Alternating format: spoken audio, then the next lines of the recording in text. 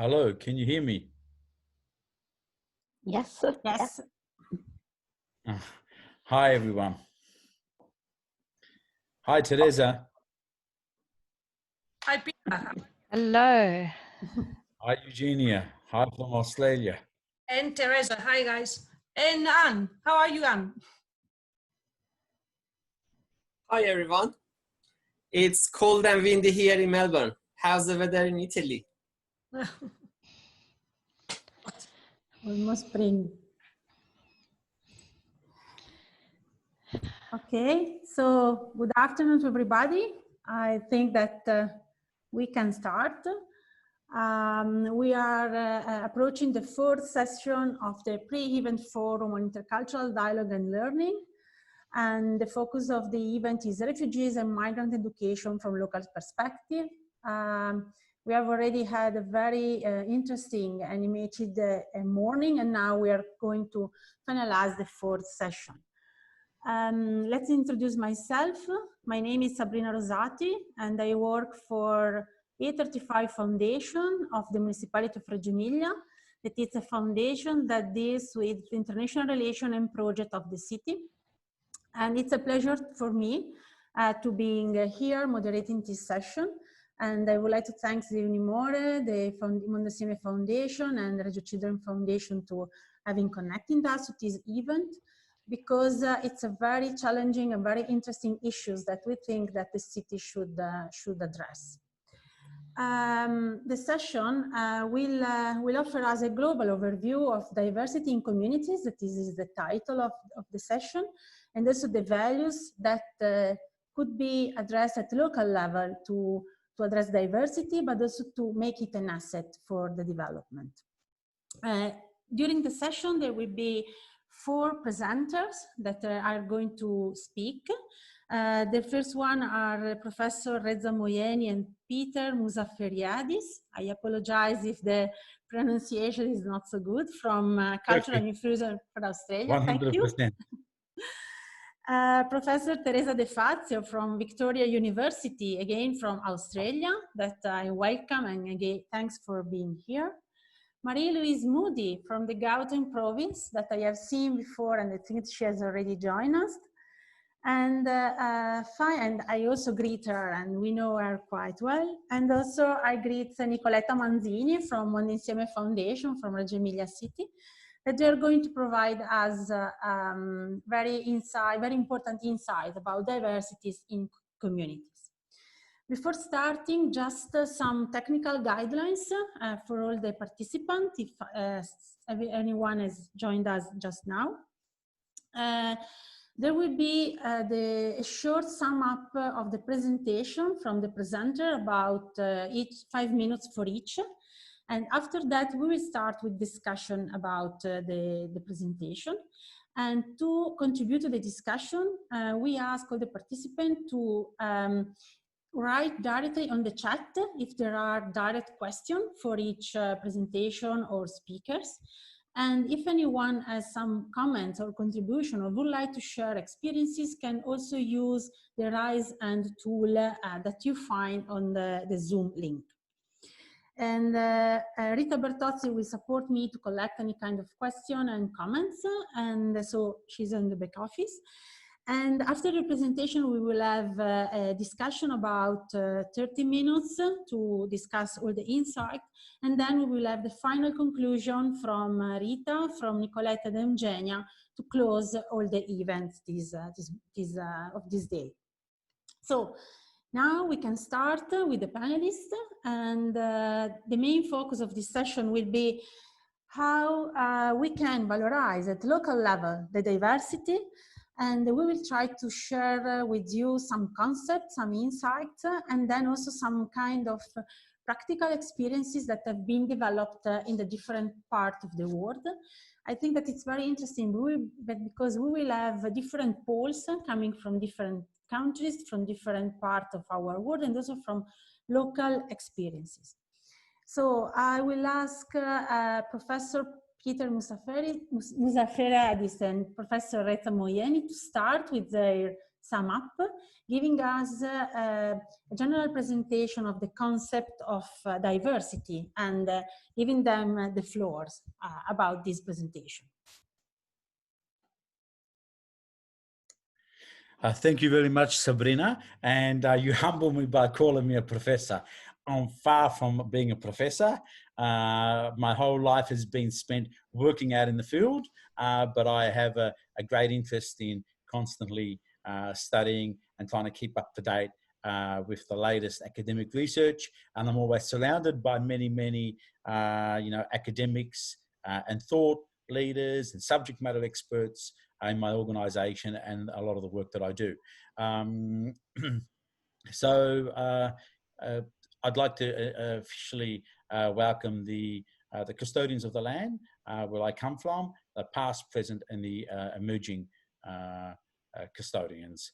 And this land has always been an important meeting place for them for events of spiritual, sporting, cultural, and political significance.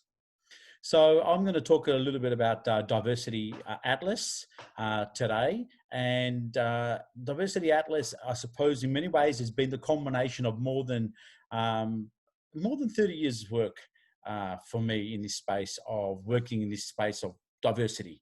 And it wasn't until about 5 years ago that Mr. Moyeni, who's a data scientist and computer engineer, and has had a huge experience managing massive teams, came up to me 5 years ago and he said, "You always talk about this word diversity and cultural diversity, and it's been poorly defined, it's been analytically neglected, and it's in need of robust understanding. I can help you develop some metrics around it. I can help you develop a robust understanding, help you develop a measurement tool that's going to provide comprehensive insights, not only into the cultural, but also the demographic dimensions of diversity." So we're going to look at the extent and type of diversity in organizations, communities, and governments. And that conversation started when Reza joined our organization 5 years ago. And it's taken us the better part of 4 years to develop what we call a minimal viable product, a tool that is able to provide, we believe, valuable knowledge about the diversity of a workforce, community, customer, clients, and ultimately lead to creating more equitable societies.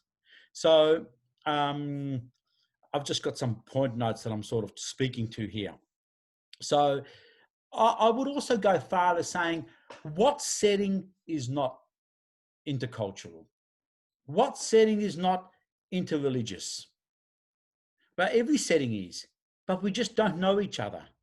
And Diversity Atlas is a way of being able to initiate that discussion, being able to go on a journey of discovery. Now, when I started to have these conversations in different parts of Europe, and when I was on a speaking circuit last year in Europe, I had some people come to me and say, "You cannot ask questions about ethnicity. You cannot ask questions about people's religion, their worldview, their personal conviction." And I said, turned around, and my answer to that was what I basically just said, that why do we keep on pretending and have these settings which are invisible?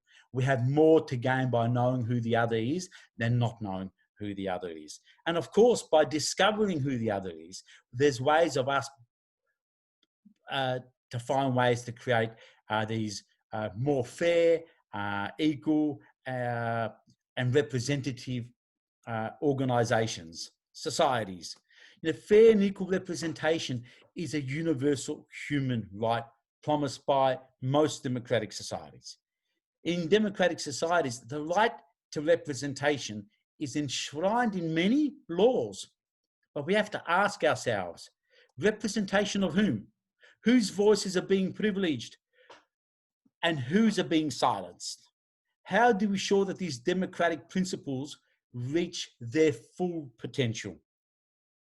But even in Australia, which is supposedly a multicultural society, a successful multicultural society, we have a representative model of democracy, we fall extremely short of achieving a fair and equitable representation.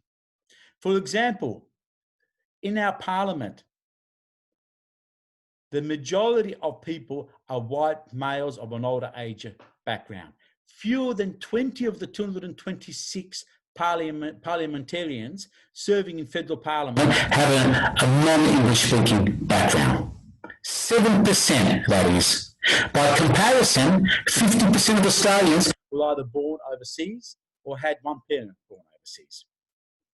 In the commercial acting and mainstream TV, less than 5% of people working in this industry come from a non-English speaking background. In 2018, the Human Rights Commission report titled Leading for Change, a Blueprint for Cultural Diversity and Inclusive Leadership, revisited, found that 97% of all top chief executives and 95% of other senior management staff were of a Northern European background. This is something like 11 of the 372 executives surveyed in the report were of a non-European or Indigenous background. So just think what this lack of diversity does, what far-reaching consequences it has. What is the impact of this lack of representation? So we thought, how can we start to create this tool which is going to provide better data? How can we start to standardize what we mean by cultural diversity? So we undertook more than 300 literature reviews, and we disaggregated cultural diversity into 4 pillars. Peter, I apologize to interrupt you. I just would like to say that you have just 1 minute to conclude because 5 minutes to sum up. I'm sorry. Good. Okay, then. So we disaggregated cultural diversity into 4 pillars: country of birth, religion/worldview, ethnicities and languages. And we have huge databases that sit at the back of them. And then we took an intersectional approach against age, sexual orientation, appearance, position level, position type, which we describe as one of the metrics, which is balance, the distribution of what we're trying to measure across an organizational unit. Anyway, I'm just moving on very quickly. Sorry, I thought I had a few more minutes. Sorry, Sabrina. So, I mean, this is basically Diversity Atlas very, very quickly. And what we've found is that, Teresa, I heard your speech just beforehand, and you talk about self-actualization and how your university has created these pathways to self-actualization for refugees. I wonder just how many of those refugees will be given positions of prominence in organizations. I'm going to end on that note. Thank you very much, Sabrina. I wanted to defer to Professor Moyeni. Did you have any comments to make very quickly? Thank you. No, thank you very much. I wish we had chance and time to screen share and show the Diversity Atlas, like the dashboard and analytic results, but maybe next time. Thank you, Sabrina. No, but it's important to say that the presentation, that the videos are already on the website. So the people that would like to go deeper into the instrument and see how the instrument is used, the presentation is on the website of the event. And now I would like to give the floor to Teresa De Fazio from the Victoria University, that she's going to present a new project, that they are developing that is called New Horizons. And I would like to ask her to use 5 minutes to sum up the presentation and the video. Ok, 5 minuti, andiamo. Buongiorno, kalispera, and I'm sorry that's about as far as I get, but thank you very much and congratulations to all of you who have organized this amazing conference in view of all the challenges. Look, I'll just sort of summarize the presentation that's already on the website. As Peter has explained, Australia is a very multicultural country. We have our Indigenous peoples, of course, our First Peoples, and then a history of settlement and a representation of many languages, faiths, and cultures. The university that I'm talking about, where I work, and I've only had this job and it's a new portfolio, so everything's really new. It's new to the university sector, and it's new certainly to this position. we are looking at how we can support the integration and inclusiveness of students and staff, etc. But I'll just focus on the one particular program, the New Horizons program, and you can see that it falls in with the cultural diversity goals and principles that we have at the university. We take a lot of asylum seeker refugees, probably because we have a vocational education arm as well as the university as part of the two sort of sectors within the one organisation. I don't think anyone will be unfamiliar with the challenges to settlement for asylum seeker refugees, displacement, trauma, loss of support networks, etc., etc. So, you know, really they come in and they start at the survival. If we're looking at Maslow's hierarchy of needs, we're looking really at survival. We've just had, for example, I was just reading an email before, 5 students who are going to be employed. They need clothes to go to work with. You know, so this is where we're at. Sometimes there are gap in skills, etc. There are systemic barriers to employment. I don't think Australia's the only country that gets bewildered by having asylum seeker refugees and not really understanding how to work with them as probably they should. I mean, there's a lot of richness there. The systemic barriers go from, you know, discrimination, which is sort of, I think we have to call it out, to things like, you know, really wanting to help, but a lot of paperwork that needs to come through. So if we take the Maslow's sort of hierarchy of needs, our asylum seeker refugees coming into the university, we certainly work with them quite a bit. We give them, you know, funding through scholarships and bursaries. We take care of them through campus life activities, extracurricular and curriculum activities. But then they get to graduation, and that's when the real challenges occur, and it's really, it's almost not fair. You set them up for expectations that they given a job, they can start their work, and then you know, they start their lives, and then bang, they hit that wall. So what we're trying to do is to look at, and I talked about puzzle pieces at the university. We have, you know, we're a big organisation. We have many partnerships. What we're trying to do now is to pull in those partnerships and have almost a broker with a case management type approach, where we bring someone in so that the partnerships that occur can still occur as they need to occur. You know, I talked about, for example, a water company can still do water. We do research, you know, with our colleagues, but so that relationship stays integral. But we have a case management that then my office takes care of, so that we can try and leverage all the partnerships, all the expertise, all the goodwill in order to create possibilities and create new horizons for the asylum seekers, refugee students.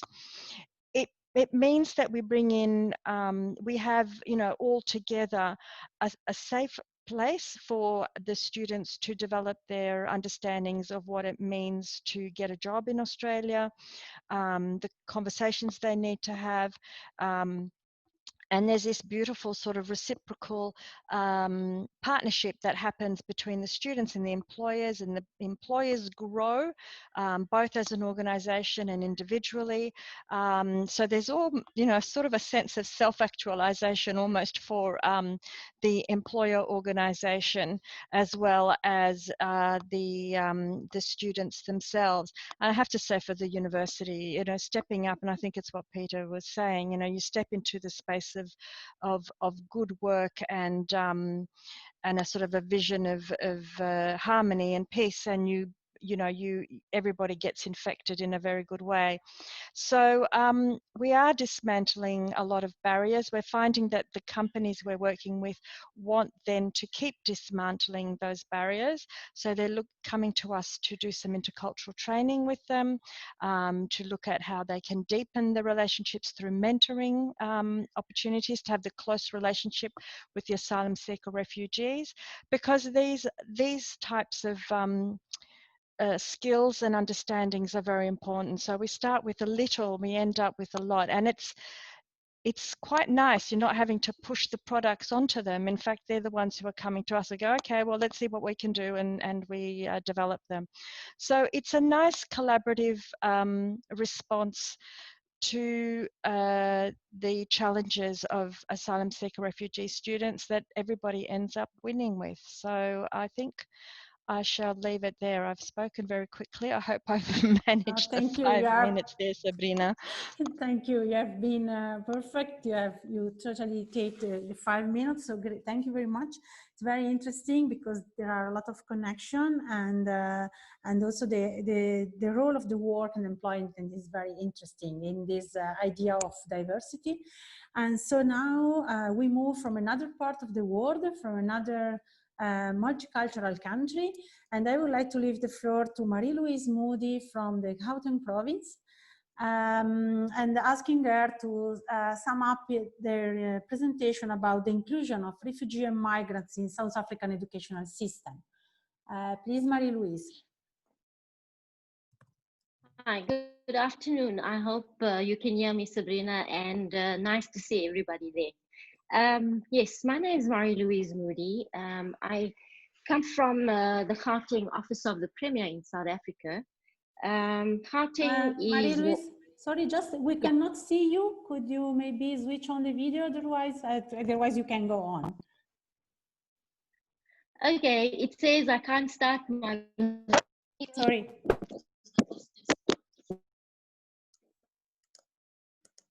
I'll try again. Otherwise you can go. Okay. Okay. Thanks. Okay, there we go. Nice to see you. Yes. Hi, everyone.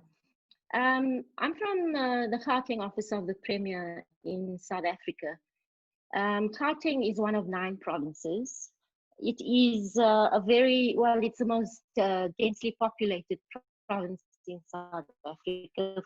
15.2 million people live there. It is also the economic hub of sub-Saharan Africa. In fact, my province contributes 7% of Africa's GDP.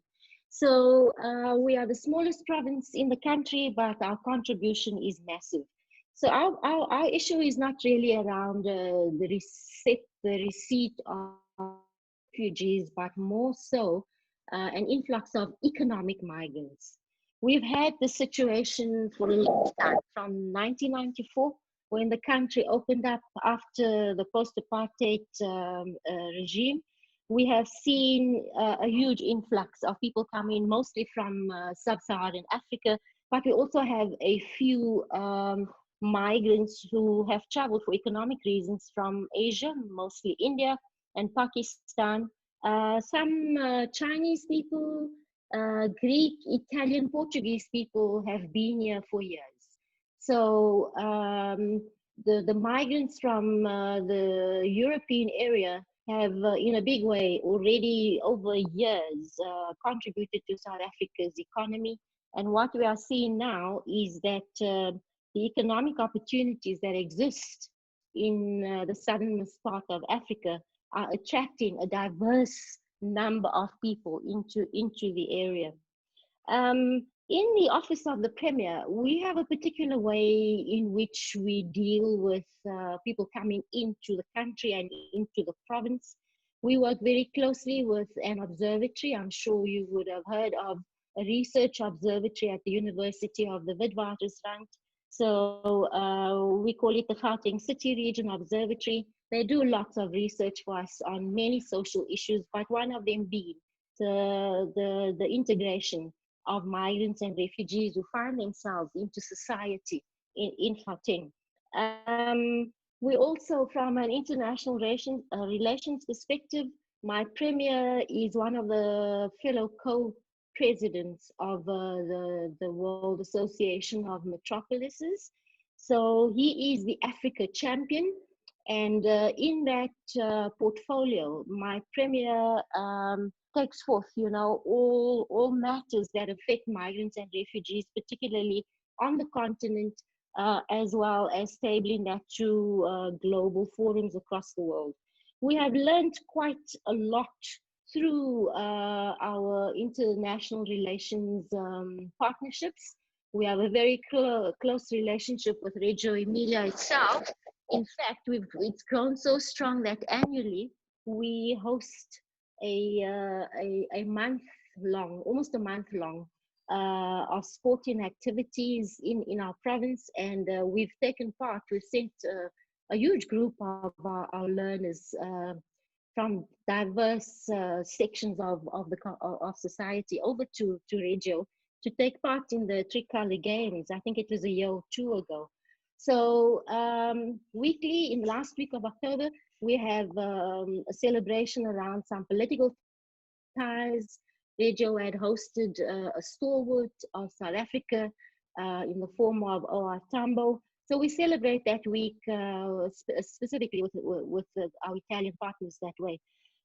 We have many other partnerships that we celebrate that way in South Africa, and in particular in Gauteng. But you know, it's not all good and glorious. We do have a couple of challenges. We have seen over, and on my presentation that you've posted, you would have seen over the last 5 years, there's been a phenomenal growth of migrants coming into South Africa, like it has. I suppose the situation is the same across the world, but in South Africa, we've seen it grow from 8,000, just over 8,000 learners coming into our education system, right through to about 66,000 5 years later. The good thing about our system is that our constitution is rights-based, so it is not exclusionary in any way. We have to, once migrants, refugees present the correct documents and paperwork, it is incumbent on our system to absorb those migrants into the education system. Other social services that immediately become available are health services, you know, where we have distressed migrants who may not be able to afford a school uniform or nutrition. We have special programs put aside for that, which government sponsors. So there is quite a huge focus on the integration of migrants in South Africa, particularly in Gauteng. You would also know, you would have seen over a couple of years, we have some cycles of sporadic xenophobia incidents. Marie-Louise, I need to apologize because due to short time, I need to stop you, and I don't know if you just conclude, and I leave the floor to the other, okay? Thank you. It's very interesting, and your dimension of diversity that is based on the community is very interesting, and obviously you can then contribute more if there are any other questions or comments from the public that are listening to your presentation. And after you, and we move from South Africa to Reggio Emilia, closing to the relationship that we have. And I leave the floor to Nicoletta Manzini from Mondo Insieme Foundation, that she's going to sum up the presentation on the website. Il microfono. Right. I'm sorry, I had to activate. Can you hear me? Can you hear me? Yes? Yes, yes. Yes. Okay, sorry. Well, I'll do my best to stay in 5 minutes. It's a great pleasure to participate in this forum on behalf of the Mondo Insieme Foundation, which is also one of the co-organizers. In particular, I'm in charge of the Plural Economies and Innovation through Diversity program, whose main aim is to recognize and enhance the potential of an intercultural society to create inclusive and diversity-friendly working environments from which to also gain competitive advantage. In the sense, immigrant multilingualism can represent an important asset, as also underlined by the other presenters in the previous sessions. By the way, immigrant multilingualism is a very complex topic, also at the center of very lively public debates. And I try to follow this debate here in Italy. And I got the feeling that this topic is somehow perceived as a zero-sum game, as if an immigrant, in order to become fluent in the Italian language, should abandon the language of origin. But the researches and field experiences, as the one of the city of Reggio Emilia, which I represent, show that it's not so. There are, of course, ambivalent elements, but these elements coexist. We can look at immigrant multilingualism as an obstacle to the integration process, but at the same time, we can consider it as a relevant asset, for example, for the growth of our local economies. In other terms, the classic dilemma we are confronted with is the following. As teachers or policymakers or as project managers as me, etc., should we promote immigrant languages or should we only focus on guaranteeing a rapid shift toward the national language? And as I said in my video registration, it is not a neutral decision.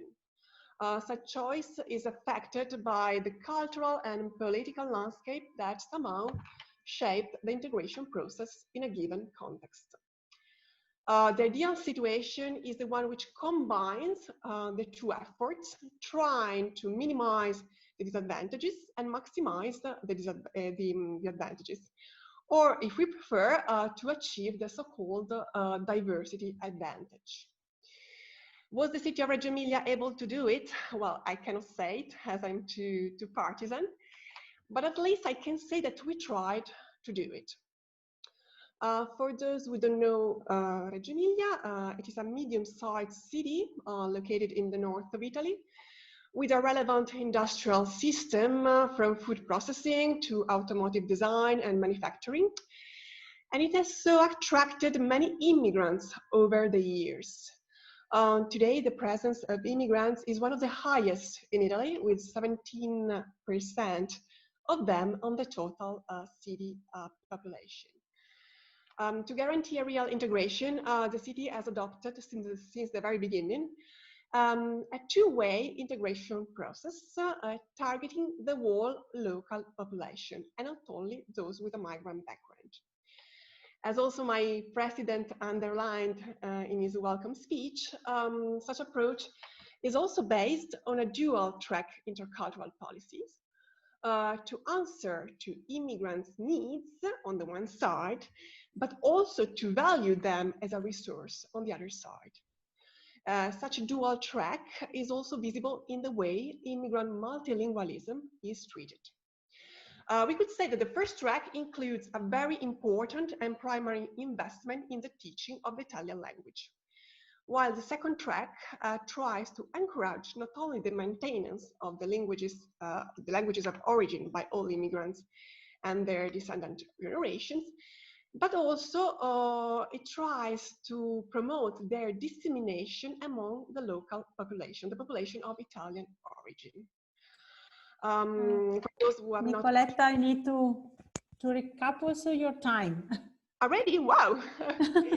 Okay, so I just wanted to say that our investment in supporting immigrant languages, and if you watch the video, you can see all the activities that are related to education field, goes far beyond the simple use of the languages of immigrants as support in education activities.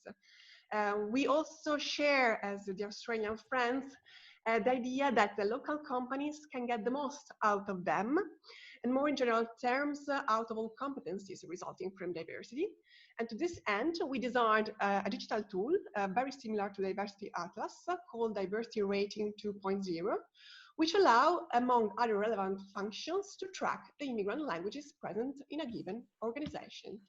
The tool doesn't measure the level of proficiencies, or better not yet, but it creates like a sort of catalog of languages that can be used by companies when they need, so reducing all costs resulting from finding such competencies outside.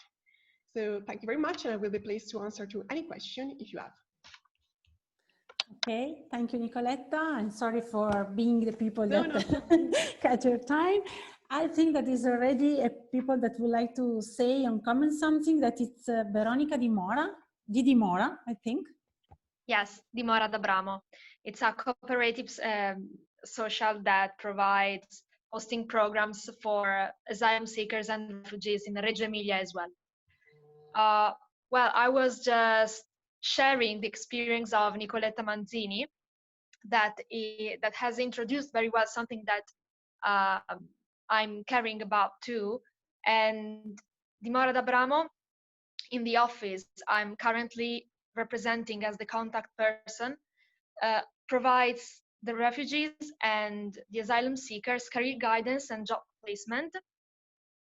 This project has started a few months ago in the full restrictions from COVID phase. So what we chose to do first was to lead a screening activity. And from this screening activity, we found out that many asylum seekers have amazing skills that Italian economy currently needs. Just let me provide you an example. Italy bases large part of its domestic gross product on agriculture, and it's the most powerful agriculture in Europe after France and Germany. But farmers are always constantly running out of qualified workers in their farms. So we found out that many asylum seekers already had prior experience in their home countries and in Italy as well. So their skills, their experiences could be definitely useful for to Italian farmers. That's what we did after finding out such a useful thing. We started dialoguing with institutions to create learning and professional paths for asylum seekers and refugees. And then we started talking directly to farmers and local associations in order to create a network that connects farms, Dimora of course, and the asylum seekers. The most important thing we learned from this experience is that every person carries a wealth of knowledges that we need, that the hosting country actually needs. That's the reason why I was listening to Teresa De Fazio and Nicoletta Manzini, because even if we come from very different areas of the planet, I think the needs and the approach to asylum seekers has many things in common, and that's very interesting, I think. Thank you, Veronica. Thank you very, very much. I don't know if there are some comments about it. Otherwise, there are two questions that are coming out from the public. The first question is for Peter and Rezzi: how diversity mapping can support teachers? And the other one is for Marie-Louise: how do you educate cohesion between internal and external migrants? We can start maybe with Peter and Rezza. Yep. Okay. Do you want me to answer, Pete? No, yeah, please, because I did all the talking. Yeah. Okay. So this diversity atlas has a special version for schools because the language you use at the schools is somehow different with the language that we use in the corporate. So when we incorporate, we can easily talk about people's, for example, sexual orientation, which we can't ask from kids, or when we look at the balance of diversity within different position levels, that concept doesn't mean anything when you talk about the schools. So we developed a special version for schools, and we were lucky to have about 3 anthropologists and educators in our team who developed about 30 lesson plans for students based on the Australian curriculum. So a teacher at the school can use Diversity Atlas to talk about different aspects of diversity and try to like talk about a global harmony through intercultural actions. The lesson plans are around worldviews, around disabilities, around distribution of the cultures, and are available from year 1 until year 10 from Australian curriculum standards. Thank you. Can I just add to that, if that's okay? Thank you, Yes. Sabrina.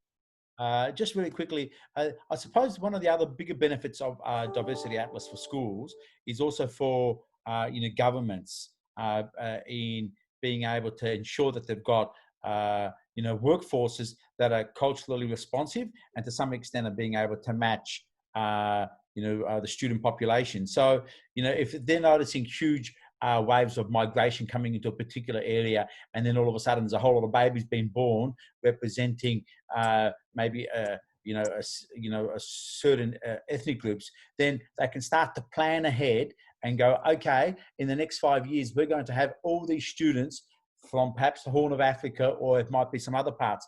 Why don't we start to build up the intercultural competencies of the teachers, also start developing pathways for teachers of the backgrounds of those students who are about to come into those schools. So it's got a larger social I suppose implications as well, which go beyond just the internal use for teachers within a school environment. Thank you, Peter, for your comments. And I will ask Marie-Louise to answer to how do you educate cohesion between internal and external migrants? Yeah, it's a difficult one. It's not an easy thing where you sit a group of learners in a classroom and say that you will become cohesive. It's very difficult. But the way we are structured is that our entire system, housing system, health system, nothing sees the difference. So people live together. I may be South African, and next door to me, I may have 3 different families from different parts of the world. So they play together, children play together, they socialize together. We promote social cohesion through sport games primarily, but also through our schooling system, from early childhood development right through to the end of secondary schooling. There is no difference. So everything that any South African child would get as a curriculum package is also available to any of the foreign nationals sitting in our system. It is a bit difficult because in South Africa itself, we have 25 different languages. We cannot teach everybody in the language of their choice. So depending on where you stay, there are 3 official languages for those provinces or regions. There would be in Gauteng, for instance, English, Afrikaans, and Zulu, which is the predominant languages based on the demographics of the province. So not so easy to teach social cohesion. It's more the behavioral engagements that we promote. Yeah, I think, I hope I've covered the question. Thank you. Thank you, Marie-Louise. If there are no questions from the public, I would like to address Teresa De Fazio with one issue that is also for the other presenter, but it's interesting for me, the role that enterprises can play, and also the awareness that they bring or they take when they meet refugees, asylum seekers, or diversity. And I think that one of the challenges that also as City of Reggio Emilia we are trying to address is how to engage more enterprises in this process and how to make them aware about the opportunity and the asset that diversity can offer to them. Yeah, it's a very good question. In fact, I think Veronica was talking about it before. The deficit view of, asylum seekers and refugees being problematic, being difficult, being negative. It's crazy because we know, that we are a migrant country. And I was just typing to Veronica, Italians had the same issue as many migrants, before who settled here years ago. people had a view that they were just problematic. Instead, you know, the wine culture, the viniculture, so many skills were brought to Australia by you know, previous migrant groups. Of course, these are refugees and asylum seekers, so it's quite different. There's, you know, a different context and there's trauma, etc. But I think the best thing about it is that it's self-perpetuating. So once you have one organisation who wants to get on board, they then talk to other organisations and they bring other enterprises, other organizations. So La Voce Sparge, you know, people start talking about it, and it's better than us in a way going out. We don't need to sell. I suppose it's a university, the program, we're not really there to sell the program, but it's becoming something that is got a momentum of its own. So I think, you know, success breeds success, and this is very much the case at this moment. And, you know, again, talking, you need to start with friends, of people who understand, you know, come with heart and head. And then hopefully this, even in enterprises, so you have cultural diversity specialists in organizations, you might have, you know, people that you've made contact with and started your, you know, a good relationship with in a country, and they then become your voice piece. You don't need to do very much. Yeah, but anyway, I'll leave it there because the others may want to comment as well. Okay, thank you very much. It's very interesting. I don't know if there are any other comments or consideration about it. Otherwise, I can add something because yes? I totally agree with what Teresa said. I mean, we need this virtual circle among companies. I think that companies need to be open to change and innovation, not only traditional innovation, but more social innovation, in the sense that I think they treat diversity in a very superficial way. I mean, maybe they connect the activities and policies to the CSR, but it's not enough, because sometimes you find, for example, great manifestation, great declarations on their website, and then you take the phone, you call them to ask them, okay, what are you doing actually? What are your activities and projects? And there is nothing. So I think that it's important to value informal and more silent experiences, and to help them to really recognize an economic value in this inclusion. So there is a lot to do.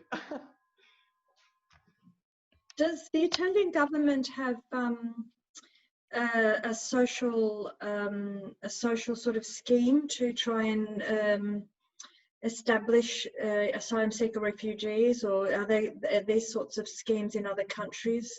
Because we do have some sort of government public type works like roads and you know, construction, where there's a certain percentage which the government says you know, sort of stipulates you know, recruitment needs to be a sort of around the social enterprises, and that helps as well. That at least gives the bit of the kickstart that one needs. I'm not sure if other countries have similar sort of policies or initiatives in place. Can I just try to answer, to share our experience, at least for what concerns Reggio Emilia? I don't think we have a strict policy about certain job areas that asylum seekers or refugees can access. By the way, I think it's more a social and anthropological issue.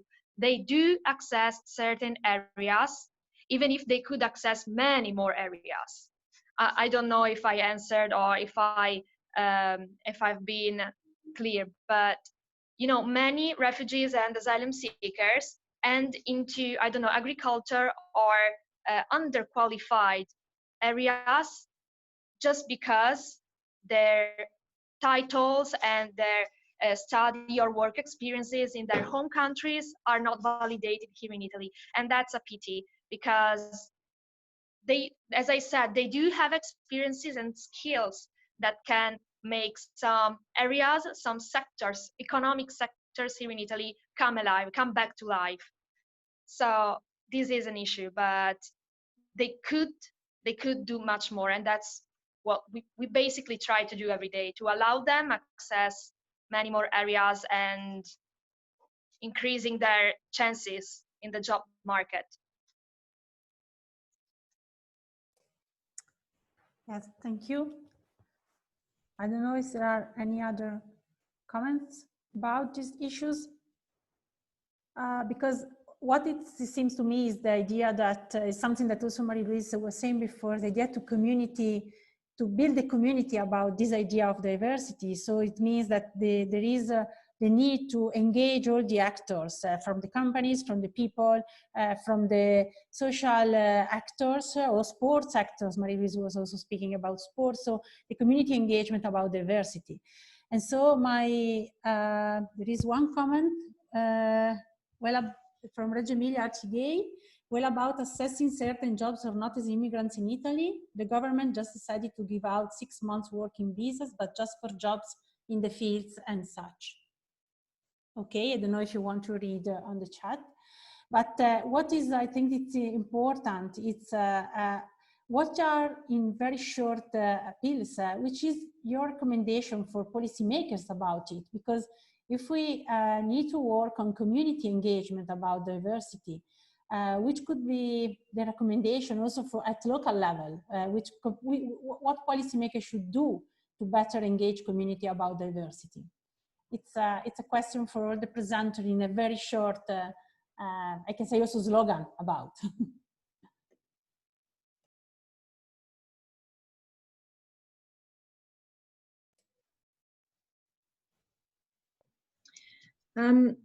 For me, I think policymakers need to, I think, you know, we've seen already in the world at the moment that one, they need to think about being actively anti-racist. I think that the silence is not enough. I think we have, like was being said, you know, stuff on paper, and there's sort of some initiatives, but I think it's time now to do some deep level work, because that anti-racism, racism is at the core of some of the blockages that for people to engage. And I think we can't have those excuses anymore. I think that's an important shift.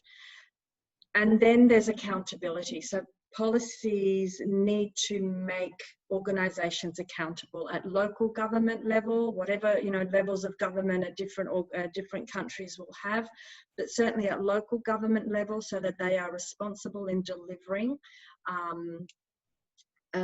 initiatives and are responsible for creating the right sort of conditions, you know, so and deal with blockages and deal with racism, because until you have those fundamentals dealt with, we really do not have fertile ground to move forward. It is always passionate people who provide, you know, years sometimes of dedicated work, but it's not enough. It needs to be a community, it needs to be a society, it needs to be the village, it needs to be everybody going on board. And I think, you know, watching the events that are unfolding around the world, in the US and certainly on our doorstep with our First People, it's just, I think, an opportunity now to change, to make change.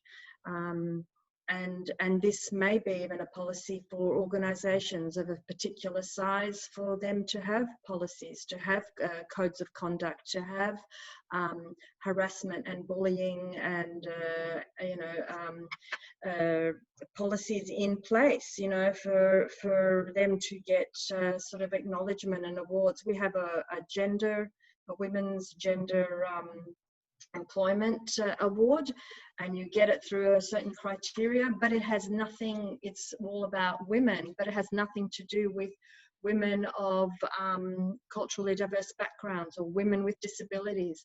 the intersectionality is not woven through. So there's a lot of work to do, I think, still, you know, to make things meaningful and take it off the paper and into practice. I'll leave it there. Yes. Can I say a couple of things? Yes. Yes. Yeah, thank you very much. Just following on from what you've said, Teresa, I totally agree with you. You know, racism is at the core, ethnic and race-based discrimination is at the core of many issues. And I think what we need to do is probably more research needs to go into understanding the different manifestations of racism and, you know, where they come from, because what drives you know, racism is fear and ignorance, but we need to understand fear and ignorance more. And I also believe that a lot of the racism that we experience is due to, or a byproduct of, certainly in our case, you know, is a byproduct of systemic and structural racism connected to colonialism, which reinforces and somewhat perpetuates racial groups inequity today. So, you know, so basically what I'm saying is that our societies resonate with a dimension of history and cultures that allow privileges associated with Anglo-Saxon and Northern European background not afforded to others. And as well as that, racism in the West also threads back to a geopolitical agenda connected to advancing neoliberalist ideas and individualism. So I'll give you some example just in the scheme of education, for example. If we look at music education in schools, it's predominantly 18th, 19th century Western European based, as well as mainstream pop based. And there's no regard for musical traditions of you know, other parts of the world. So how do we start to change that you know, narrative? And I think it has a lot to do with the structures that we have in place. How do we start to not so much dismantle the structures, but how do we start to open those structures to new ways of working, allowing them to be flexibility and to adapt to the ever-changing environment. Thank you. Thank you very much, Peter, for your contribution and comments. I totally agree, really interesting about. I don't know if there are any contribution, Coletta or Marie-Louise, about. Yeah, Sabrina, if I may, indeed, you know, racism and the constructs that have built those have come over the years. South Africa has a particular approach to it. We had a deep divide for hundreds of years. So, you know, we find our place, we find ourselves, particularly with what's going on in the world right now, reflecting and reliving those moments. But let me just zoom into some policy concepts.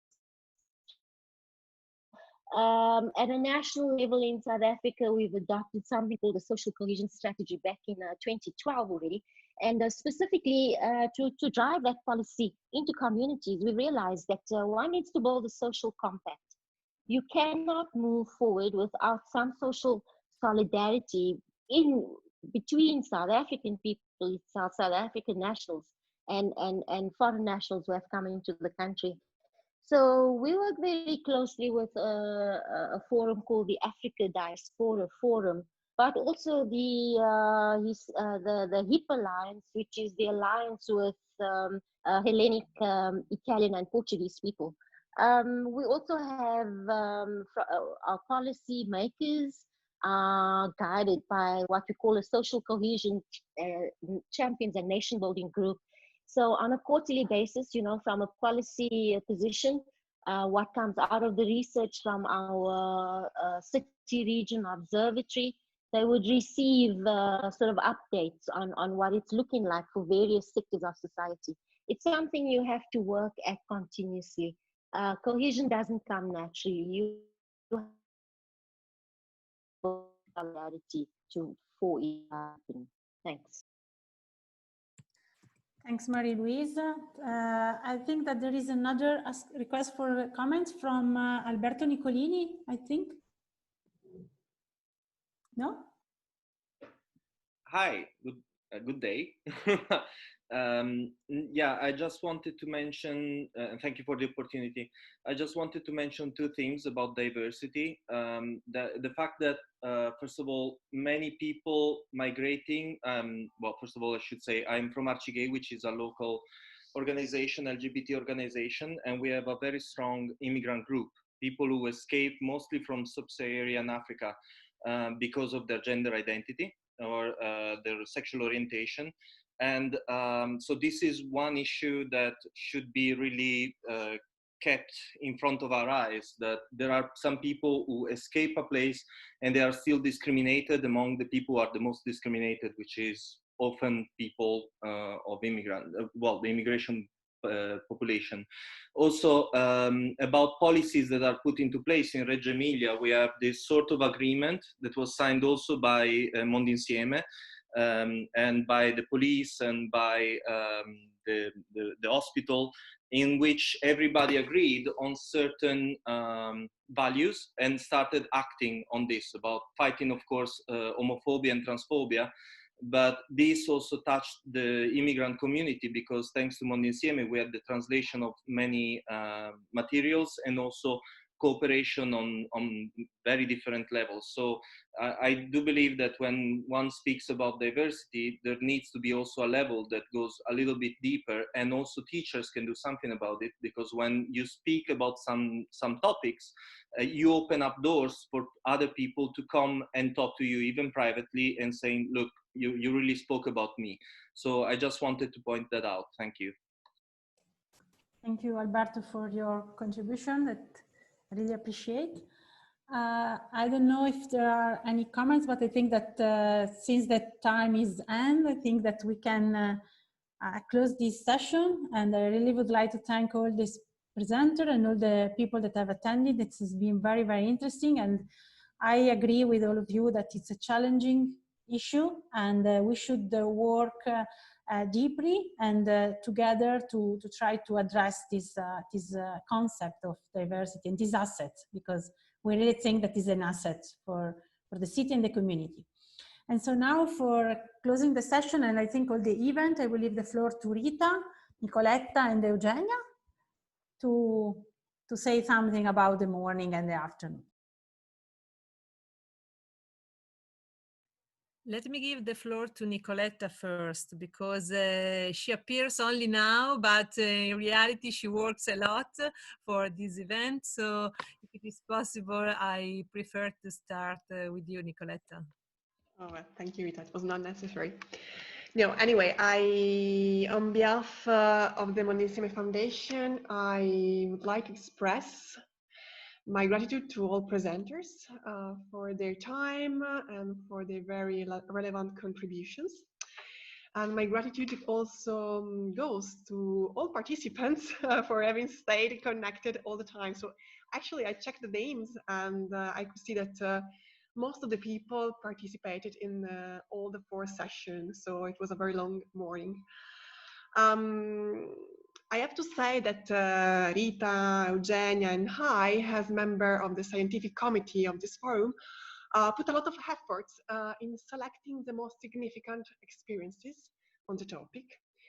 But in making our choice, we also try to make the most of the diversity brought by our panelists, both in terms of professional backgrounds and of geographical representation.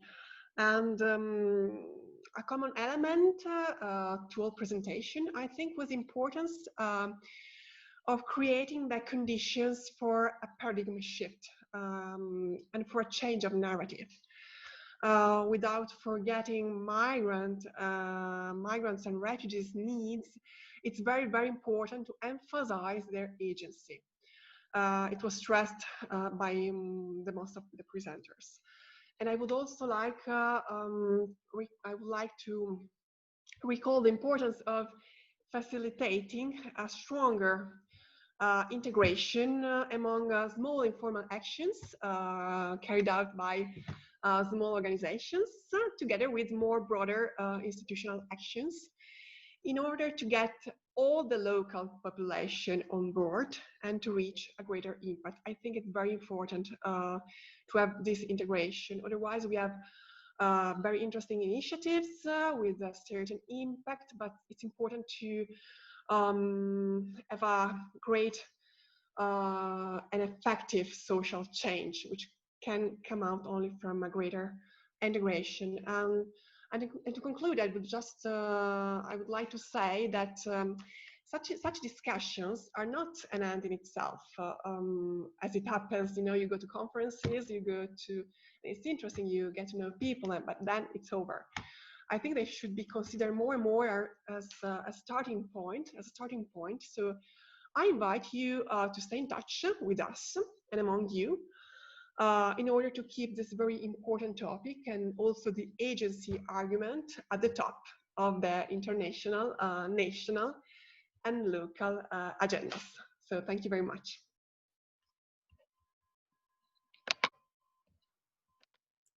Okay, thank you. Thank you, Nicoletta.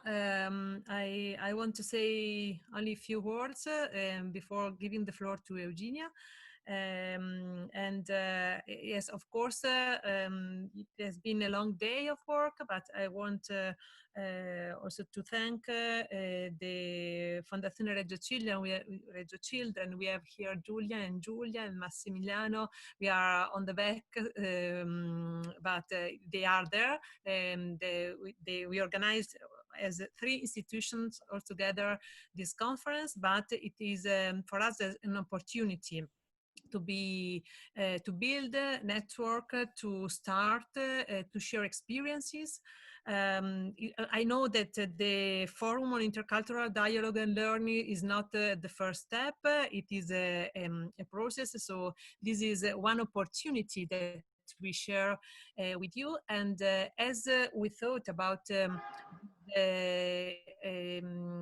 this event as a talking circle, so an opportunity to share something, a piece of the experience. Of course, each topic could be the topic of only one seminar. So I hope that the material we try to collect could be useful also to understand more of what one is doing and one each other is doing. And of course, around refugee education as well as migrant education, we can share also more in intersectional perspective, probably some ideas, tools. We start this morning considering the recognition of competencies and skills. And then we go through different content, trying to understand how we can support the continuity of educational careers. We focus on education, but we know that education is strictly connected with all the other aspects of life. And for that reason, we finished with the last panel talking about community and how to integrate education in a whole perspective, and how probably we have to consider education within the whole society. So I think that ending the session talking about diversity, and we can understand better each other, it's an important key point that we reach. And of course, as also some others said, it is important also to join this perspective, to see what we can do to support the recognition of of the refugee and migrant as agents, but at the same time how we can do these process together. So connecting our forces, but also recognizing the competencies, the skills they have in order to benefit everybody. So thank you to be here, to stay with us all the day. Rita, I would like to thank all the participants on behalf of Fondazione Reggio Children, and we hope to see all of you in Reggio maybe next year. course, because the conference has to be held in Fondazione Reggio Cilde. So we hope this opportunity, we will have another opportunity for this. Okay, thank you so much. And I don't know if Eugenia wants to add something. Yes, just a few words from me. I really thank all, and especially Nicoletta, of course, and then Rita, and participants in this forum. I think the main idea that guide us when we try to formalize these kind of discussions was that we need to develop a kind of collaborative intelligence around the issues that are really important to us. And by doing so, we need to start reflecting and discussing and raising an awareness, and even having a common language, professional language, when we deal with these issues. And I think today's deliberations have proved that we can do that, and we can actually create an agenda in our localities that is feasible, that we can actually support it and implement it, so we can bring this transformation that we need in our societies. A great thanks to Common Ground organization and the 20th conference, diversity conference that host this event. And I think as of tomorrow, the main conference starts, so we should be able to listen to more interesting ideas. On our behalf, I think we're gonna make our best to link us together, and of course to create a possibility of a publication as well, like a collective, in a collective sort of volume or something like that. So we're gonna discuss that with Common Ground and Rita and Nicoletta. So we're gonna send you all this information. And as of next year, the diverse conferences in somewhere in the Pacific, close to Venezuela or something like that. But 2022, I think probably in that year, we should be able to revisit Italy. And that would be a great opportunity for all of us to get together and have all these socializing things that we haven't done in this occasion. So the virtual is good, but we need more socializing, Rita. Yes, I totally agree. I totally agree. Yeah, we hope to have the opportunity to meet with more time and in person, but of course we find an alternative. So it's good that we have tried to connect in this way. And also thanks to Elizabeth for the website. Elizabeth, yes. Yeah. Okay, thank you to everybody. Have a nice day during the conference next on tomorrow, and see you soon. All the recorded session will be put on the website too. Also this one. Thank you. Thanks. Bye, Julia. Thank you, everybody. Thank you. Bye. Good night, guys. Good night. Bye. Thank you. Good night. Bye. Bye. Good night from Australia. There are perhaps some other questions, but you will keep it, and then probably you have the chance to reply. I don't know. There was a question for you. Yes, I saw the question from Marty Riboho, and I've sent him my email so we can continue the discussion. Okay, thank you so much. Thank you, Mr. Peter. Bye. Bye. Bye. Bye. Thank you, Rita. Bye.